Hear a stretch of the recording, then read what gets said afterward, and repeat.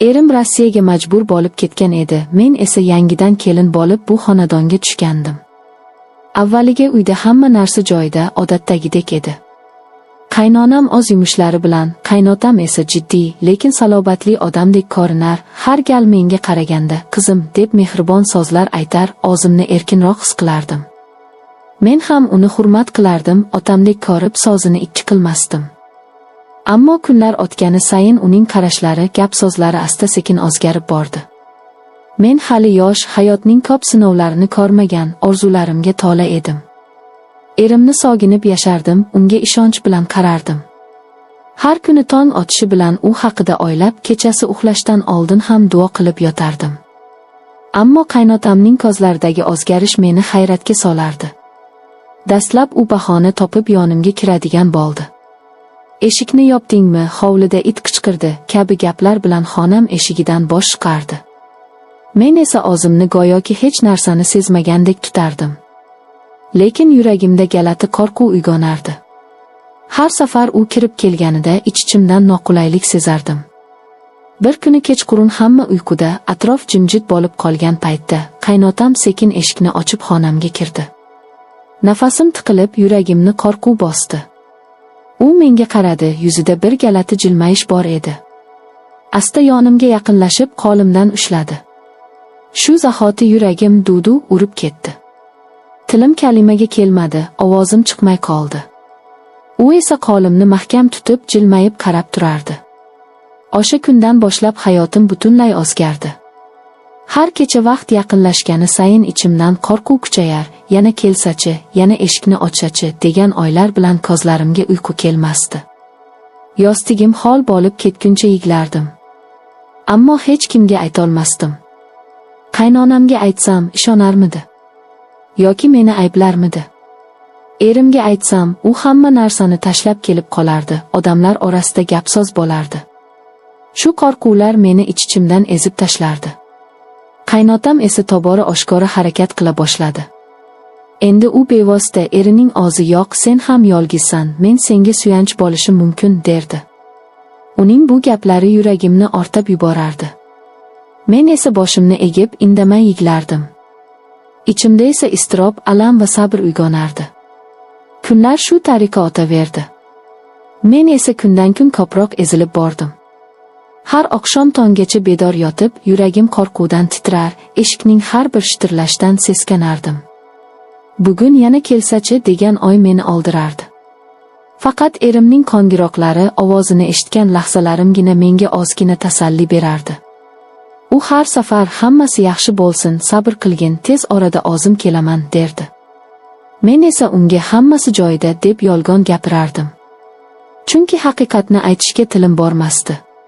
Kundalik hayotim tashqaridan qaraganda oddiydek ko'rinsa-da, aslida ichimdan og'ir sinovlar o'tardi.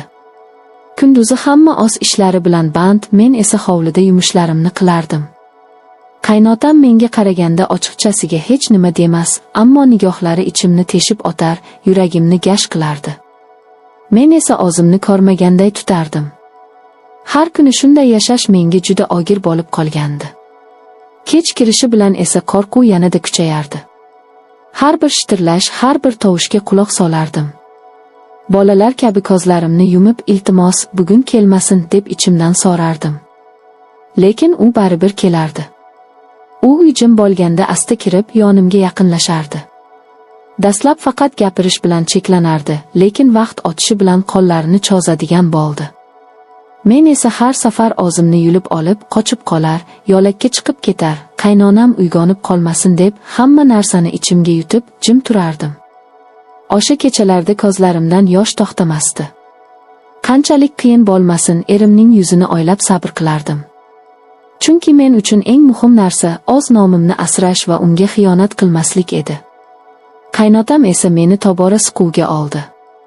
Bir kuni u ochiqchasiga "Sen hali yoshsan, yolg'izlikni ko'tara olmaysan, men senga suyanch bo'laman" dedi.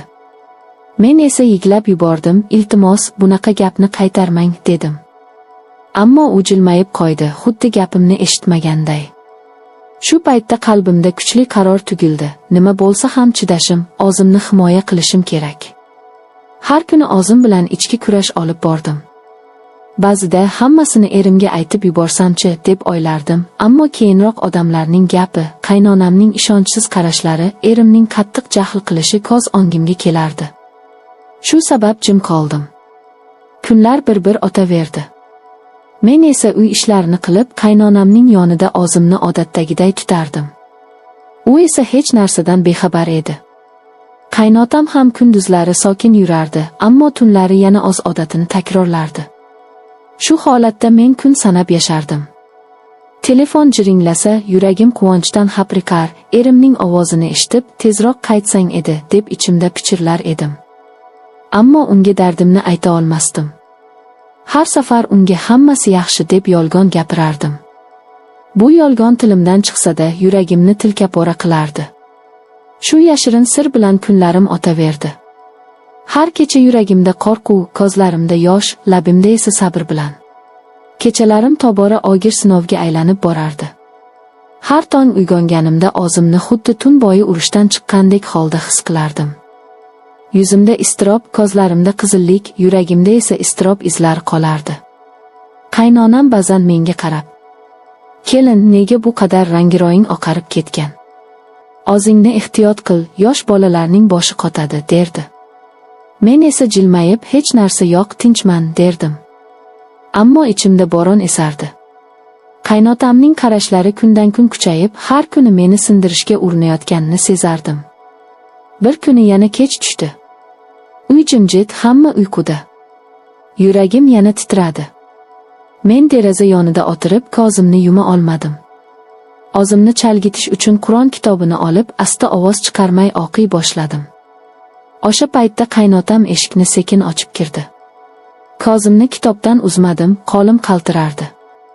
U yaqinlashib, qo'limdan kitobni olib qo'ymoqchi bo'ldi. Men esa birdan qat'iy ohangda, "Iltimos, qo'ymang. Bu mening yagona suyanchim", dedim. U jim qoldi, nigohi o'zgardi, ammo so'ng yana jilmayib qo'ydi. "Sen yosh, sabr qilish qiyin", dedi u asta. Men esa ko'z yoshlarimni tiya olmay, yuzimni burib yig'lab yubordim. "Menga bunday gapirmang.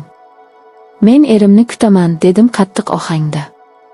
Shu kechada u hech nima qilmadi, faqat indamay chiqib ketdi. Lekin mening qo'rquvim tugamadi. Chunki ertasi kuni ham, undan keyingi kechalar ham u yana qaytib kelishini bilar edim. Shu orada erimdan xabarlar kelib turardi. U telefon qilib, "Hammasi joyidami?" deb so'rardi. Men esa yana yolg'on gapirib, "Ha, hammasi yaxshi, qaynonamni qarayapman, uy ishlarini qilayapman", derdim. Yuragim esa qonga to'lib ketayotganday og'rirdi. Axir men unga haqiqatni ayta olmasdim.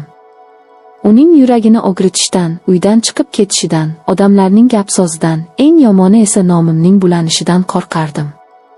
Kunlar o'taverdi. Har kuni o'zimni asrab, qaynotamning qadam tovushlarini eshitib, bedor tunlar o'tkazdim. Yuragimda esa bitta so'z tinimsiz aylanardi, sabr. Kunduzlari hovlida ishlayotganimda ham, qo'limdan ketmon tushsa ham, yuragimni bosib turgan og'irlikni his qilardim. Qaynotam kunduzi beozor ko'rinsa ham, kechalari qilayotgan ishlarini unutolmasdim. Unga ko'zim tushganda ichimdan gash tortib ketardi. O'zini xuddi hech nima bo'lmaganday tutishi meni yanada qiynardi. Ba'zan qaynonam menga, "Qizim, sen ham yosh, ering yo'qligida zerikib qolyapsan, kitob o'qigin, namozingni o'qigin, vaqt o'tadi, ering ham keladi", derdi. Men boshimni egib, "Ha, opa, shunday qilaman", derdim. Lekin qaynonam bilmasdi men kechalari qanday iztiroblar chekayotganimni. Bir kuni ertalab qaynotam menga qarab, xuddi hech nima bo'lmaganday, "Kelin, hovlidagi uzumlarni terib qo'y, keyin birga bozorga boramiz", dedi. Men ichimda, nega bunday qilayapti, kunduzi oddiy gapiradi, kechasi esa boshqa odamga aylanadi, deb o'ylardim.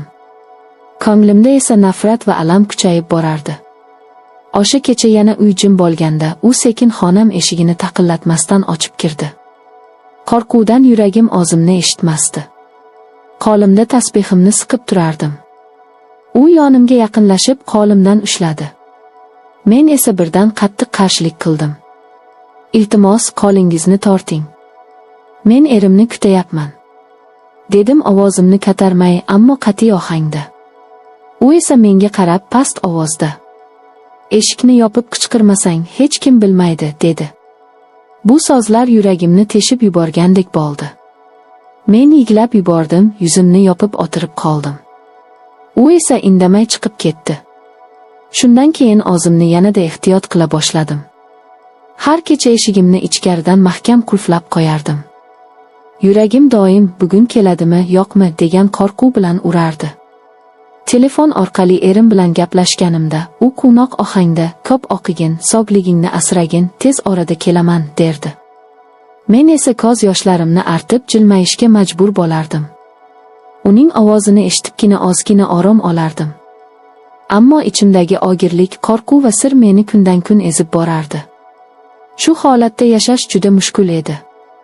Lekin men baribir sabr qilishga, nomimni toza saqlashga qasam ichgandek yashardim.